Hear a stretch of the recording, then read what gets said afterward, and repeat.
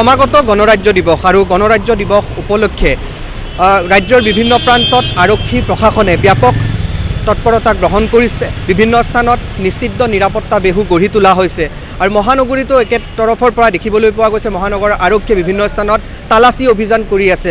নিশাৰ ভাগত কোনো যাতে কুটাঘাতকাৰী গুৱাহাটীত প্ৰৱেশ কৰিব নোৱাৰে বা কুটাঘাতকাৰীয়ে কুটাঘাতমূলক ঘটনা সংঘটিত কৰাৰ বাবে ৰণকৌশল প্ৰস্তুত কৰিব নোৱাৰে, তাৰ বাবে সম্পূৰ্ণ সাজু হৈ উঠিছে। এই মুহূৰ্তত মই গুৱাহাটীৰ মালিগাঁও উৰণ সেতুৰ তলত উপস্থিত আছোঁ আৰু আৰক্ষীয়ে ইয়াতে বিশেষ তালাচী অভিযান চলাইছে। আমি তালাচী অভিযানৰ কিছু দৃশ্যাংশ এই মুহূৰ্তত ND24 দৰ্শকসকলক দেখুৱাই লোৱাৰ চেষ্টা কৰিছোঁ।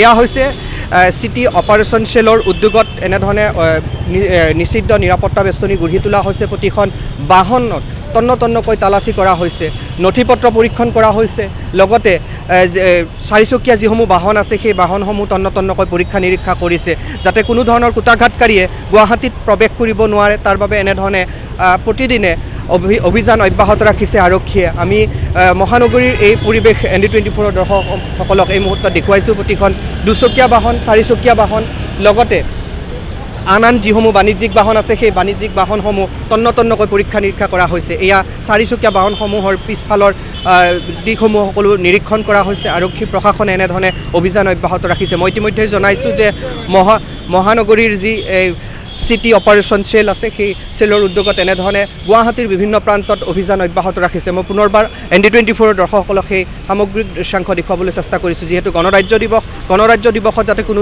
কুটাঘাতমূলক ঘটনা সংঘটিত নহয়, সুকলমে যাতে গণৰাজ্য দিৱস পালন কৰিব পাৰে, তাৰ বাবে এনেধৰণে আৰক্ষী প্ৰশাসন তৎপৰ হৈ পৰা পৰিলক্ষিত হৈছে। আৰু বিভিন্ন সময়ত আমি দেখুৱাইছোঁ ৰাজ্যৰ বিভিন্ন প্ৰান্তত নিষিদ্ধ নিৰাপত্তা বেহু গঢ়ি তোলা হৈছে। ৰাজ্যৰ বিভিন্ন প্ৰান্তত আৰক্ষী প্ৰশাসনে কটকটীয়া নিৰাপত্তা বেষ্টনী গঢ়ি তুলিছে, লগতে বিভিন্ন অভিযান অব্যাহত ৰাখিছে। এনেধৰণে নিশাৰ ভাগত আজিৰ দিনটোত গুৱাহাটীৰ মালিগাঁও অৰ্থাৎ গুৱাহাটী মহানগৰীৰ প্ৰৱেশ পথত এনেধৰণে অভিযান চলা পৰিলক্ষিত হৈছে। আমি দৃশ্যাংশসমূহ পোনপটীয়াভাৱে দৰ্শকসকলক দেখুৱাই যাবলৈ চেষ্টা কৰিছোঁ। এনেধৰণে প্ৰতিখন বাহন তন্নকৈ পৰীক্ষা নিৰীক্ষা কৰা হৈছে। কুটাঘাতকাৰীক ৰোধাৰ বাবে এনেধৰণে সম্পূৰ্ণ সষ্টম হৈ উঠিছে আৰক্ষী প্ৰশাসন। আমি দৃশ্যাংশসমূহ দৰ্শকসকলক দেখুৱাইছোঁ আৰু লগতে শীৰ্ষ আৰক্ষী বিষয়াসকল আছে, কেনেধৰণে অভিযান চলিছে সেই কথাও আমি জনাৰ চেষ্টা কৰিম। শীৰ্ষ আৰক্ষী বিষয়া যিহেতু নেতৃত্বত এই অভিযান চলিছে, মই অকণমান আপোনাৰ কাষলৈ আহিছোঁ। কেনেধৰণে অভিযান আপোনালোকে চলাইছে? প্ৰথমে 26 জানুৱাৰীৰ কাৰণে চলি আছে। ক'ত চলাইছে আপোনালোকে? গুৱাহাটীৰ বিভিন্ন ঠাইত চলাই আছোঁ।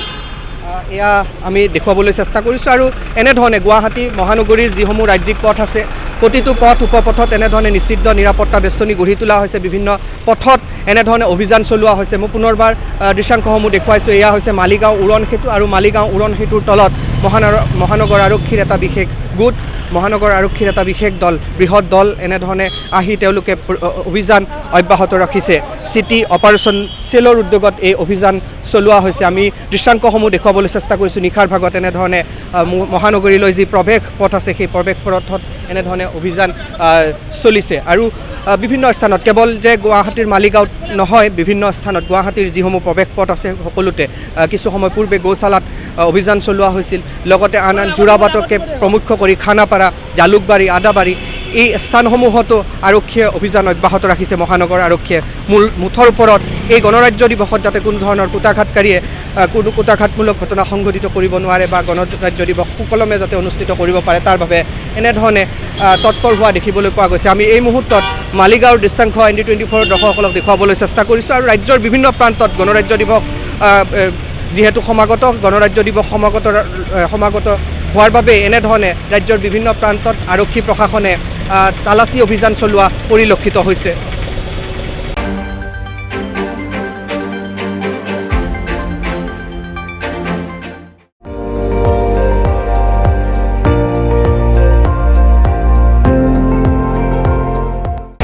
আপুনি চাই আছে ND24, সৰ্বশ্ৰেষ্ঠ নহয়, সৰ্বোত্তমৰ দৌৰত।